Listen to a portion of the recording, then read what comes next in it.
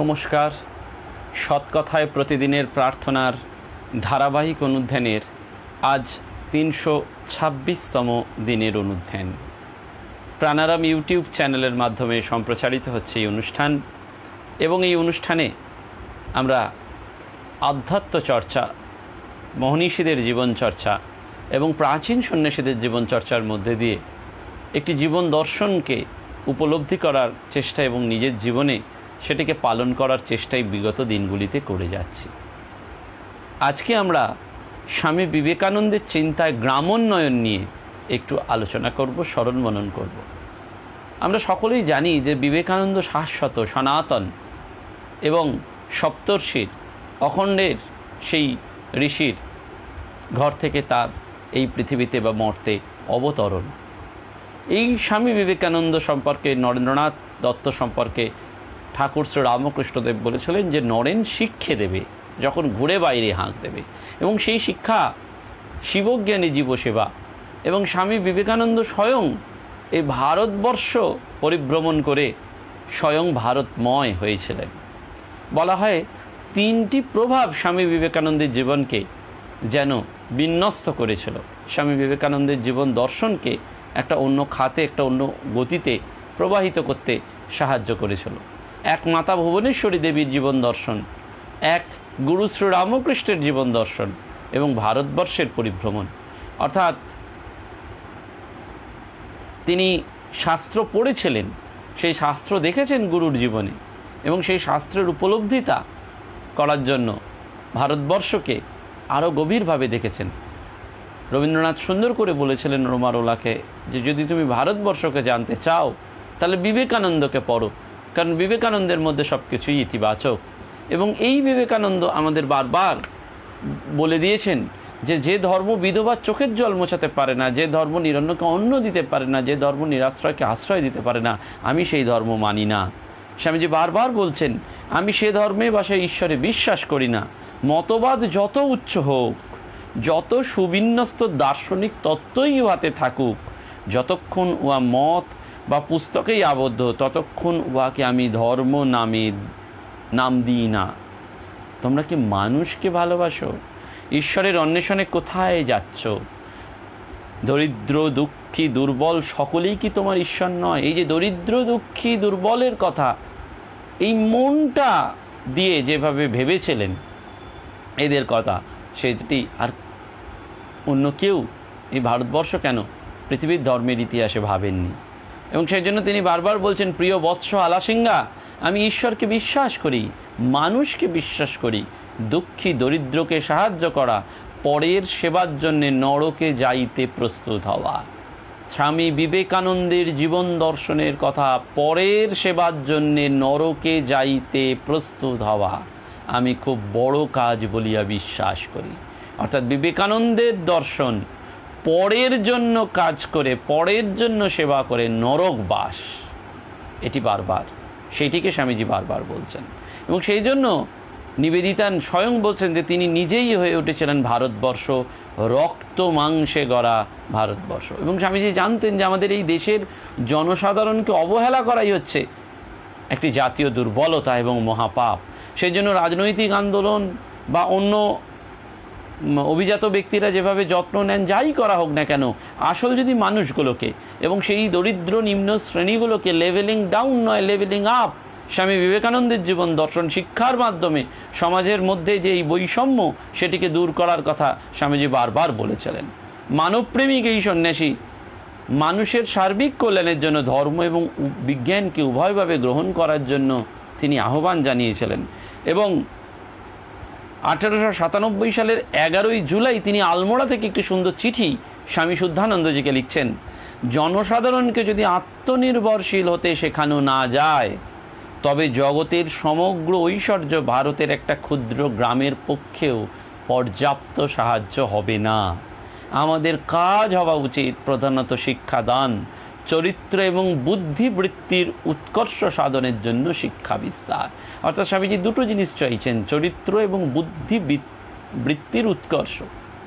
এবং তার জন্যই বলছেন যে সমগ্র ধন ঐশ্বর্য যদি কোনো একটা ক্ষুদ্র গ্রামের পক্ষেও ঢেলে দেওয়া হয় তাহলেও হবে না যদি না আত্মনির্ভরশীল, এই আত্মনির্ভরশীলতার মহামন্ত্র স্বামী বিবেকানন্দের কণ্ঠেই ধ্বনিত হয়েছিল।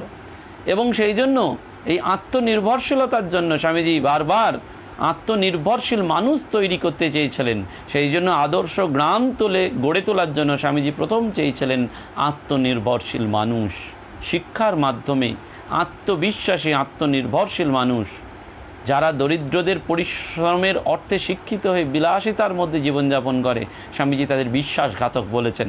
বারবার বলছেন I call him A trotter, এবং ট্রেটারের কথা বলছেন। এবং উদীয়মান যুব সমাজের উপর স্বামীজি সেই বিশ্বাসটি রেখেছেন। সেই জন্য আলাসিঙ্গাকে বারবার তিনি বলেছেন গণ্যমান্য উচ্চপদস্থ অথবা ধনীর ওপর কোনো ভরসা রাখিও না, তাহাদের মধ্যে জীবনী শক্তি নাই, তাহারা একরূপ মৃতকল্প বলিলেই হয়। ভরসা তোমাদের উপর, পদমর্যাদাহীন দরিদ্র কিন্তু বিশ্বাসী তোমাদের উপর। অর্থাৎ পদ মর্যাদা নয়, ওই দরিদ্র মানুষগুলো, নিপীড়িত শোষিত মানুষগুলোর উপর স্বামী বিবেকানন্দের ভরসা। হৃদয়ের রক্ত মক্ষণ করিতে করিতে আমি অর্ধেক পৃথিবী অতিক্রম করিয়া এই বিদেশে সাহায্য প্রার্থী হইয়া উপস্থিত হইয়াছি। আমি এই দেশে অনাহারে বা শীতে মরিতে পারি, কিন্তু হে যুবকগণ, আমি তোমাদের নিকট এই গরিব অজ্ঞ অত্যাচার পীড়িতদের জন্য সহানুভূতি, এই প্রাণপণ চেষ্টা দায়রূপ অর্পণ করিতেছি। অর্থাৎ ভারতবর্ষের অগণিত নিরন্ন মানুষের কথা ভেবে স্বামীজি যেমন প্রতিনিয়ত চোখের জল ফেলেছেন, তেমনি তাদের অন্য সংস্থানের জন্যে উপায় খুঁজে বার করার চেষ্টা করেছেন। এবং পাশ্চাত্য দেশে যাওয়ার মূল কারণটিই ছিল এই জনগণের, ভারতবর্ষের জনগণের হিত সাধন। সেজন্য আমেরিকাবাসীর প্রতি তার একমাত্র আবেদন ছিল তারা যেন ভারতবর্ষে ধর্ম শিক্ষাদানের জন্য মিশনারি না পাঠিয়ে জনগণকে শিল্প শিক্ষা দিতে পারেন এমন লোক পাঠান। অর্থাৎ ভারতবর্ষের ধর্মের দরকার নেই। Religion is not the crying need of India. ভারতবর্ষের ক্রাইং নিড ধর্ম নয়, ভারতবর্ষের ক্রাইং নিড হচ্ছে খাদ্য। সেই জন্য স্বামীজি বারবার চিকাগো থেকে লিখছেন, এই যে আমরা কয়েকজন সন্ন্যাসী আছি, ঘুরে ঘুরে বেড়াচ্ছি, লোককে মেটাফিজিক্স শিক্ষা দিচ্ছি, সব পাগলামি। স্বামীজি রামকৃষ্ণানন্দজিকে 1894তেই চিঠি লিখলেন চিকাগো থেকে, এবং বললেন ওই যে গরিবগুলো পশুর মতন জীবনযাপন করছে তার কারণ মূর্খতা। পাজি বেটারা 4 যুগ ওদের রক্ত চুষে খেয়েছে আর 2 পা দিয়ে দোলেছে। মনে করো আমরা কতগুলো সন্ন্যাসী যেমন গায়ে গায়ে ঘুরে বেড়াচ্ছে, কোন কাজ করে, তেমনি কতগুলো নিঃস্বার্থ পরহিত চিকিৎসু সন্ন্যাসী গ্রামে গ্রামে বিদ্যা বিতরণ করে বেড়ায়, তাহলে কালে মঙ্গল হতে পারে। এবং শিক্ষার জন্য স্বামীজি বারবার ব্যস্ত হয়েছিলেন, কারণ তার এই সমস্ত পরিকল্পনার মূল ছিল যে এই আদর্শ গ্রাম বলুন, সমাজ বলুন, সেই সাক্ষরতার ছবি সেই যুগে অতটা সুস্পষ্ট ছিল না। স্বামীজি চেয়েছিলেন দারিদ্র্য এবং কুসংস্কারের নাগপাশ থেকে মুক্ত করতে পারে এই একমাত্র শিক্ষা। এবং সেই জন্য স্বামীজি বলতেন দরিদ্রের কুটিরে এই ভারতের জাতীয় জীবন স্পন্দিত হচ্ছে। ভারতবর্ষের ন্যাশনাল লাইফ হচ্ছে এই দরিদ্রের জীবন। এই দরিদ্র মানুষগুলোর কথা, যারা গ্রামে থাকে, যারা কত কষ্ট করে ওই চাষবাস করছেন, তাঁতির ঘরে যারা তাঁত বুনছেন, আমরা শহরে থেকে তাদের দুঃখ যন্ত্রণার কথা বুঝতে পারি না। আমরা বাজারে যাই, খুব সহজে কিনি, কেনার সময় একদিনের জন্য ওই তাঁতির জন্যে, ওই চাষির জন্যে চোখের জল ফেলি না। স্বামীজি সেটি বলছেন, দরিদ্রের কুটিরেই আমাদের জাতীয় জীবন স্পন্দিত হইতেছে। এবং গ্রামের অধিকাংশ মানুষকে নিরক্ষরতার অন্ধকারে আচ্ছন্ন রেখে দেশকে কখনোই উন্নতির পথে এগিয়ে নিয়ে যাওয়া সম্ভব নয়। এবং সেই জন্য তিনি বারবার বিহারী দাস দেশাইকে চিঠিতে লিখছেন জনসাধারণকে শিক্ষিত করা এবং তাহাদিগকে উন্নত করাই জাতীয় জীবন গঠনের একমাত্র পন্থা। স্বামীজি বারবার সেখানে বলছেন যে যদি আমরা গ্রামে গ্রামে অবৈতনিক বিদ্যা খুলিতে সক্ষম হই, তবু দরিদ্র ঘরের ছেলেরা সেই সব স্কুলে পড়তে আসবে না, বরং তাহারা ওই সময় জীবিকা অর্জনের জন্য হাল চাষ করিতে বাহির হইয়া পড়িবে। আমাদের না আছে প্রচুর অর্থ, না আছে ইহাদিগকে শিক্ষা গ্রহণে বাধ্য করিবার ক্ষমতা। সুতরাং সমস্যাটি নৈরাশ্যজনক বলিয়াই মনে হয়, কিন্তু আমি ইহারই মধ্যে একটি পদ বাহির করিয়াছি, তাহা এই, যদি পরমত মোহাম্মদের নিকট নাই বা আসে, তবে মোহাম্মদকেই পর্বতের নিকট যাইতে হবে। দরিদ্র লোকেরা যদি শিক্ষার নিকট পৌঁছতে না পারে, তবে শিক্ষাকেই চাষির লাঙলের কাছে, মজুরের কারখানায় এবং অন্যত্র সব স্থানে যাইতে হবে। গ্রামের অর্থনীতিকে শক্তিশালী করার জন্য স্বামীজি কৃষির ওপর সর্বাধিক গুরুত্ব দিয়েছিলেন। কারণ কৃষির উন্নতি হলে গ্রামের লোকের বেকারত্ব অনেকটা কমবে, ঘুচবে, খাদ্য সমস্যার সমাধান হবে।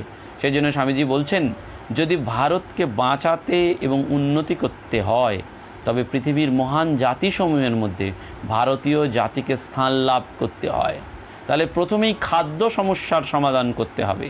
আর এই তীব্র প্রতিযোগিতার দিনে ওই সমস্যার সমাধান একমাত্র হতে পারে মহাজাতির প্রধান দুই অন্নদাতা কৃষি এবং বাণিজ্যের সন্ধিতে আধুনিক বিজ্ঞানের অনুপ্রবেশের দ্বারা।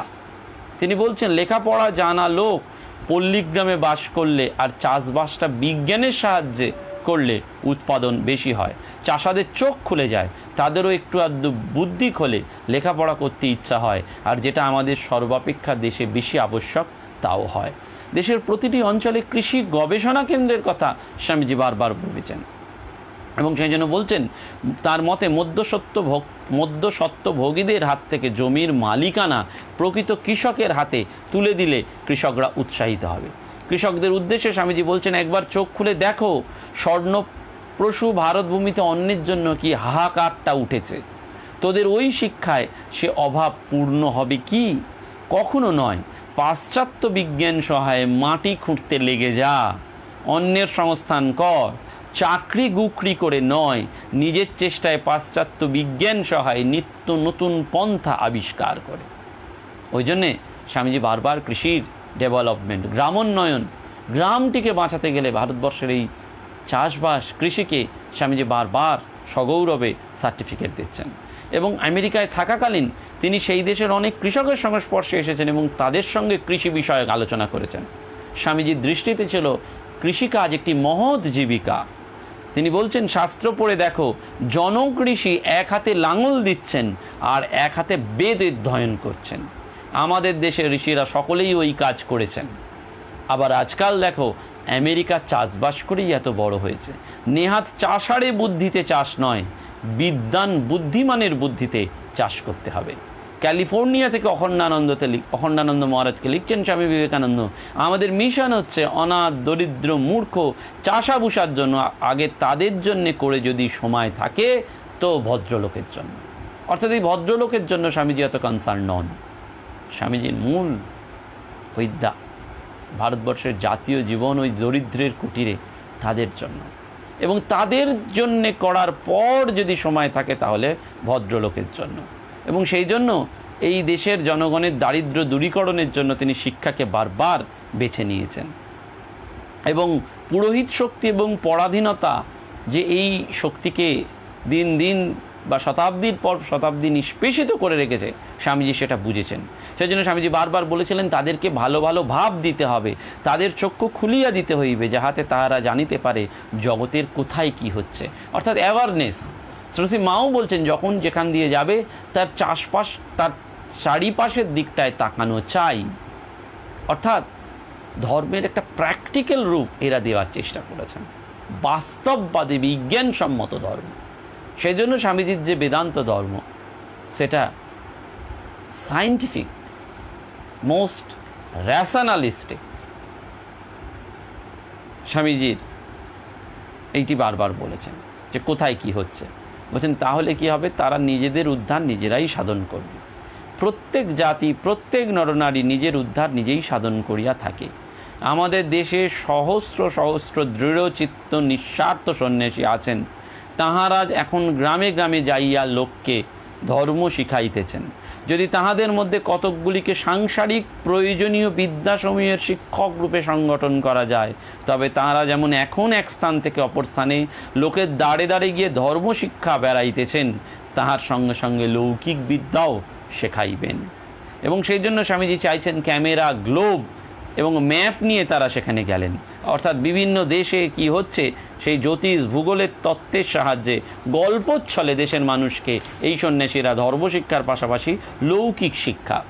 এবং বারবার স্বামীজি বলছেন, যে ভারতবর্ষে এই কাজ করবার জন্য যথেষ্ট লোক আছে, কিন্তু দুঃখের বিষয় টাকা নেই। একটি চাকা গতিশীল করতে প্রথমেই অনেক কষ্ট, কিন্তু একবার চাকাটা যদি ঘুরতে আরম্ভ করে তাহলে উহা উত্তরোত্তর অধিক বেগে ঘুরতে থাকে। এবং গ্রামের মানুষের কল্যাণের জন্য স্বামীজি বারবার আমাদের উদ্দেশ্য করে তিনি বলছেন, ভারতে কত জিনিস জন্মায়, বিদেশি লোক সেই র মেটেরিয়াল দিয়ে তাহার সাহায্যে সোনা ফলাচ্ছে, আর তোরা ভারবাহী গর্ধবের মতন তাদের মাল টেনে মরছিস। ভারতে যেসব পণ্য উৎপন্ন হয়, দেশ বিদেশের লোক তাই নিয়ে তার উপর বুদ্ধি খরচা করে নানান জিনিস তৈরি করে বড় হয়ে গেল, আর তোরা তোদের বুদ্ধিটাকে সিন্ধুকে পুড়ে রেখে ঘরের দোন পরকে বিলিয়ে হা অন্ন করে বেড়াচ্ছিস। এত স্পষ্ট চোখ দিয়ে আঙুল দেখানো আর কেউ দেখাননি, যেটা স্বামী বিবেকানন্দ দেখিয়েছিলেন। বলছেন তুমি বুদ্ধিটা খরচ করলে না, কিন্তু তোমার জিনিস, তোমার র মেটেরিয়াল বিদেশের লোক নিয়ে গেল এবং তারা বুদ্ধি খরচা করলো, আর তুমি তোমার বুদ্ধিটাকে সিন্ধুকে পুড়ে রেখে হা অন্ন অর্থাৎ দুর্ভিক্ষ, খরা এইসবে চিন্তা করে বেড়াচ্ছ।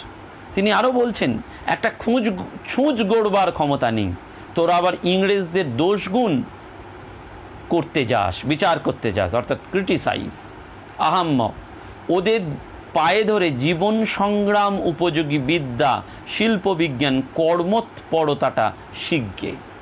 অর্থাৎ স্বামীজি ওই স্বাধীনতার পাশাপাশি কিন্তু ইংরেজদের গুড কোয়ালিটিসগুলো বারবার আহরণ করার কথা বলছেন।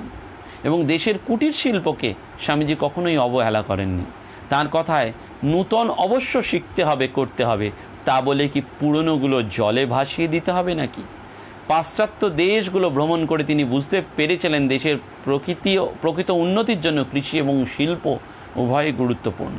এবং জামশেদজি টাটার সঙ্গেও তার মত বিনিময় হয়েছিল। তিনি বারবার বলেছিলেন যে বাহ্য সভ্যতা আবশ্যক, শুধু তাহাই নহে, প্রয়োজনের অতিরিক্ত বস্তুর ব্যবহারও আবশ্যক, যাতে গরিব লোকের জন্য নূতন কাজের সৃষ্টি হয়। এবং স্বামীজি বারবার আলাসিঙ্গাকে বলছেন, এদেশে যাদের গরিব বলা হয় তাদের দেখছি আমাদের দেশের গরিবদের তুলনায় এদের অবস্থা অনেক ভালো হলেও কত লোকের হৃদয় এদের জন্য কাঁদছে, কিন্তু ভারতের চিরপতিত নরনারীর জন্যে কার হৃদয় কাঁদছে? তাদের উদ্ধারের উপায় কি? তারা অন্ধকার থেকে আলোয় আসতে পারছে না, তারা শিক্ষা পাচ্ছে না। এরাই তোমাদের ঈশ্বর, তাদের জন্য ভাবো, তাদের জন্য কাজ করো, তাদের জন্য সদা সর্বদা প্রার্থনা করো। যতদিন ভারতের কোটি কোটি লোক দারিদ্র এবং অজ্ঞান অন্ধকারে ডুবে রয়েছে, ততদিন তাদের পয়সায় শিক্ষিত, অথচ যারা তাদের দিকে চেয়েও দেখছে না, এরূপ প্রত্যেক ব্যক্তিকে আমি দেশদ্রোহী বলে মনে করি।